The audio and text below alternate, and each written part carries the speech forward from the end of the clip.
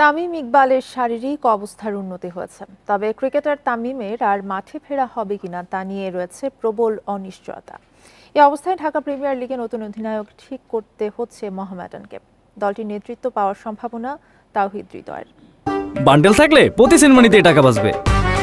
বিকাশ send money bundle কিনে জিতুন প্রতি লেনদেনে। উন্নতি হচ্ছে তামিম ইকবালের শারীরিক অবস্থার, তবে এখনও পুরোপুরি সুস্থ নন তিনি। এক সপ্তাহ ধরে নিজের বাড়িতেই আছেন। উন্নত চিকিৎসার জন্য তাকে দেশের বাইরে নেয়ার পরিকল্পনা আছে। অবশ্য সেজন্য তাকে আরও ফিট হতে হবে, এমনটাই জানা গেছে তামিমের পারিবারিক সূত্রে।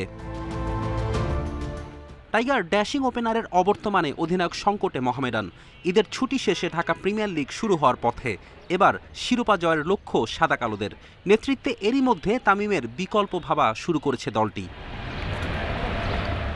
আসন্ন জিম্বাবুয়ে সিরিজে খেলতে মেহেদী মিরাজ কদিন পরই যোগ দেবেন জাতীয় দলের ক্যাম্পে, যে কারণে মোহামেডানের অধিনায়কত্ব পেতে পারেন তাওহিদ হৃদয়।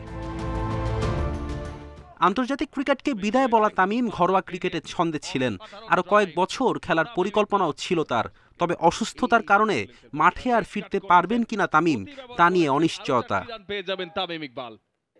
গত মাসের শেষ সপ্তাহে ঢাকা প্রিমিয়ার লিগের ম্যাচ খেলা অবস্থায় মাঠে স্ট্রোক করে সাভারের এক হাসপাতালে ভর্তি হন তামিম। পরে তার হার্টে একটি রিং পরানো হয়। এরপর কিছুদিন ঢাকার এভার কেয়ার হাসপাতালে চিকিৎসাধীন ছিলেন তিনি।